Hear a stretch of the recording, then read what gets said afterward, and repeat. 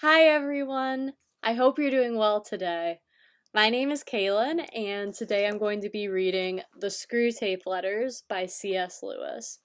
And the reason I chose this is I just think it's a very clever satirical piece by C.S. Lewis. And if you're not familiar, the whole plot of the story is basically that it's 31 letters back and forth between a senior demon named Screwtape and his nephew, who's a less experienced demon named Wormwood. So, without further ado, we'll just jump into the preface.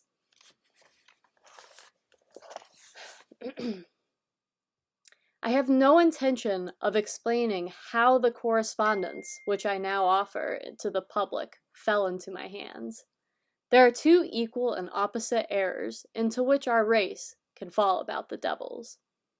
One is to disbelieve in their existence.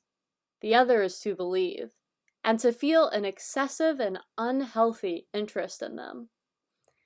They themselves are equally pleased by errors, and hail a materialist or a magician with the same delight.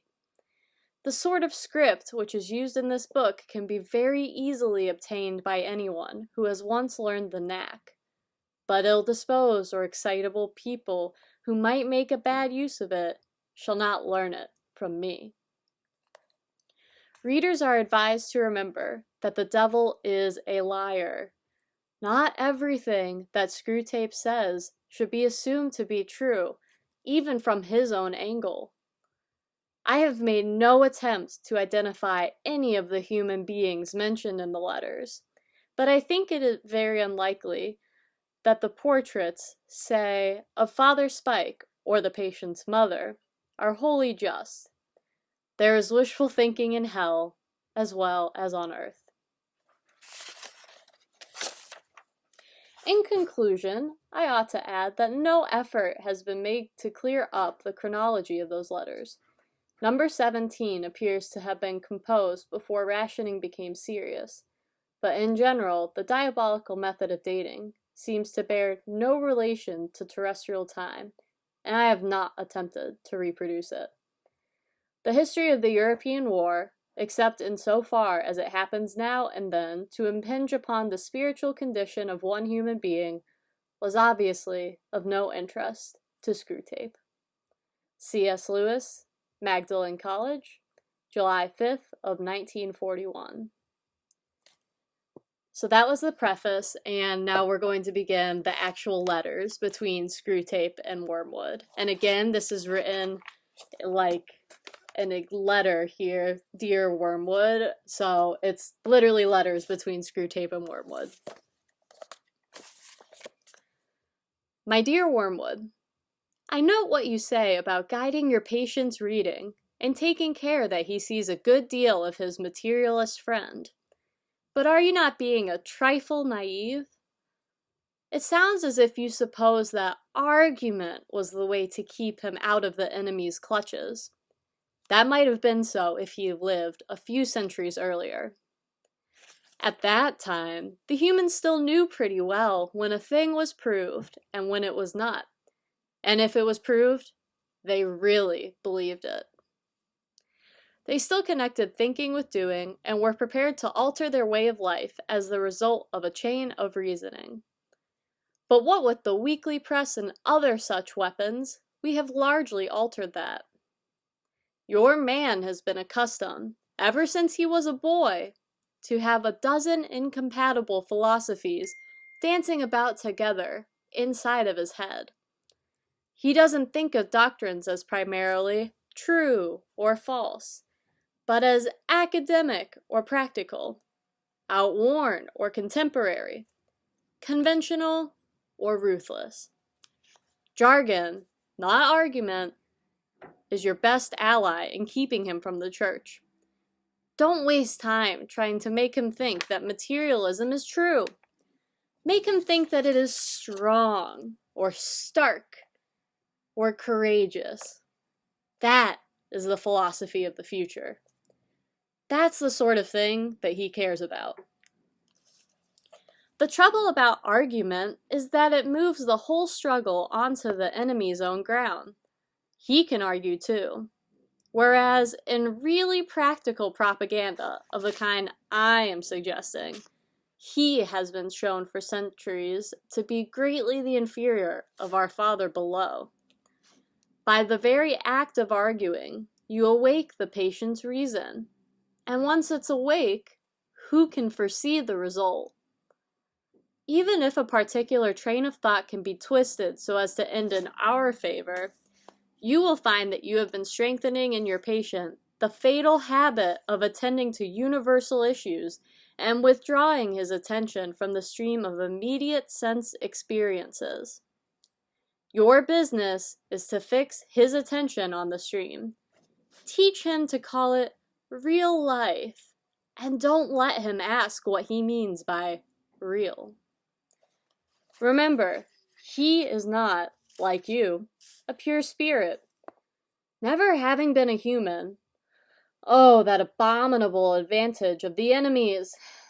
You don't realize how enslaved they are to the pressure of the ordinary. I once had a patient, a sound atheist, who used to read in the British Museum. One day, as he sat reading, I saw a train of thought in his mind begin to go the wrong way. The enemy, of course, was at his elbow in a moment. Before I knew where I was, I saw my 20 years' work beginning to totter. If I had lost my head and begun to attempt a defense by argument, I should have been undone. But I was not such a fool. I struck instantly at the part of the man which I had best under my control, and suggested that it was just about time he had some lunch. The enemy presumably made the counter-suggestion. You know how one can never quite overhear what he says to them? That this was more important than lunch. At least I think that must have been his line, for when I said, quite, in fact, too important to tackle at the end of a morning, the patient brightened up considerably, and by the time I had added in, much better to come back from lunch and go into it with a fresh mind, he was already halfway through the door. Once he was in the street, the battle was won. I showed him a newsboy shouting the midday paper, and a number 73 bus going past, and before he reached the bottom of the steps, I had got into him an unalterable conviction that, whatever odd ideas might come into a man's head when he was shut up alone with his books, a healthy dose of real life, by which he meant the bus and the newsboy, was enough to show him that all that sort of thing just couldn't be true. He knew he'd had a narrow escape, and in later years was fond of talking about that inarticulate sense for actuality, which is our ultimate safeguard against the aberrations of mere logic. He is now safe in our Father's house. You begin to see the point? Thanks to processes which we set at work in them centuries ago, they find it all but impossible to believe in the unfamiliar, while the familiar is before their eyes. Keep pressing home on them the ordinariness of things. Above all, do not attempt to use science, I mean the real sciences, as a defense against Christianity. They will positively encourage him to think about the realities he can't touch and see. There have been sad cases among the modern physicists. If he must dabble in science, keep him on economics and sociology. Don't let him get away from that invaluable real life. But the best of all is to let him read no science, but to give to him a grand general idea that he knows it all, and that everything he happens to have picked up in casual talk and reading is the results of modern investigation. Do remember you are there to fuddle him. From the way some of you young fiends talk, anyone would suppose it was our job to teach. Your affectionate uncle, Screwtape. So now we're beginning the second letter. My dear Wormwood, I note with grave displeasure that your patient has become a Christian. Do not indulge the hope that you will escape the usual penalties. Indeed, in your better moments, I trust you would hardly even wish to do so. In the meantime, we must make the best of this situation. There is no need to despair. Hundreds of these adult converts have been reclaimed after a brief sojourn in the enemy's camp and are now with us. All the habits of the patient, both mental and bodily, are still in our favor. One of our great allies at the present is the church itself. Do not misunderstand me. I do not mean the church as we see her spread out through all time and space and rooted in eternity, terrible as an army with banners. That, I confess, is a spectacle which makes our boldest tempters uneasy. But fortunately, it is quite invisible to these humans. All your patient sees is the half-finished, sham, Gothic erection on the new building estate. When he goes inside, he sees the local grocer, with rather an oily expression on his face, bustling up to offer him one shiny little book containing a liturgy which none of them understands, and one shabby little book containing corrupt texts of a number of religious lyrics, mostly bad, and in very small print. When he gets to his pew and looks around him, he sees just that selection of his neighbors whom he has hitherto avoided. You want to lean pretty heavily on those neighbors. Make his mind flit to and fro between an expression like the body of Christ and the actual faces in the next pew. It matters very little, of course, what kind of people that next pew really contains. You may know one of them to be a great warrior on the enemy's side. No matter. Your patient, thanks to our Father below, is a fool. Provided that any of those neighbors sing out of tune, or have boots that squeak, or double chins, or odd clothes, the patient will quite easily believe that their religion must therefore somehow be ridiculous. At his present stage, you see, he has an idea of Christians in his mind, which he supposes to be spiritual, but which, in fact, is largely pictorial. His mind is full of togas and sandals and armor and bare legs, and the mere fact that the other people in the church wear modern clothes is a real, though of course an unconscious, difficulty to him. Never let it come to the surface. Never let him ask what he expected them to look like. Keep everything hazy in his mind now, and you will have all eternity wherein to amuse yourself by producing in him the peculiar kind of clarity which hell affords. Work hard, then, on the disappointment or anticlimax which is certainly coming to the patient during his first few weeks as a churchman.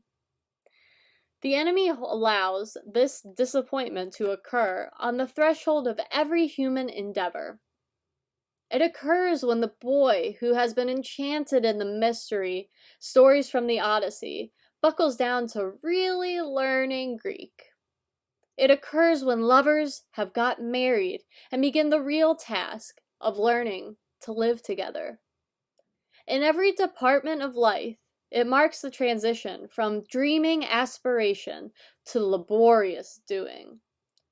The enemy takes this risk because he has a curious fantasy of making all these disgusting little human vermin into what he calls his free lovers and servants.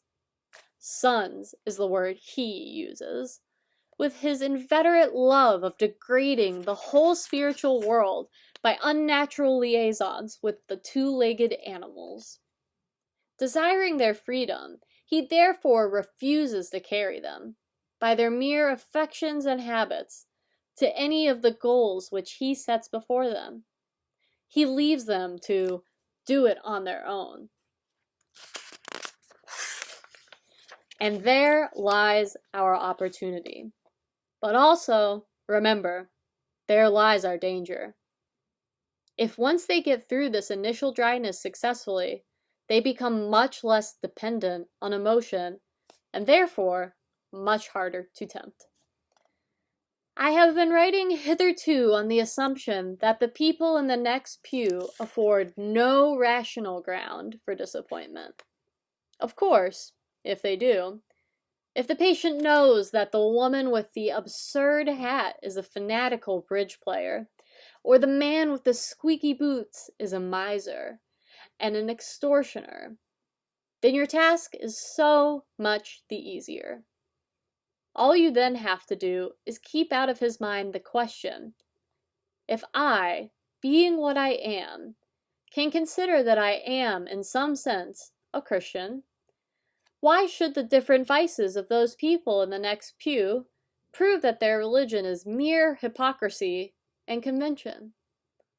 You may ask whether it is possible to keep such an obvious thought from occurring, even to a human mind. It is, Wormwood. It is. Handle him properly, and it simply will not come into his head. He has not been anything like long enough with the enemy to have any real humility yet. What he says, even on his knees, about his own sinfulness is all parrot talk.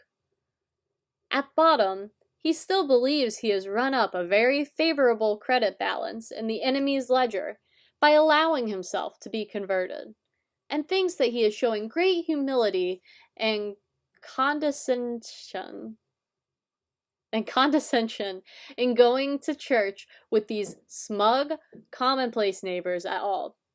Keep him in that state of mind as long as you can. Your affectionate uncle, Screwtape.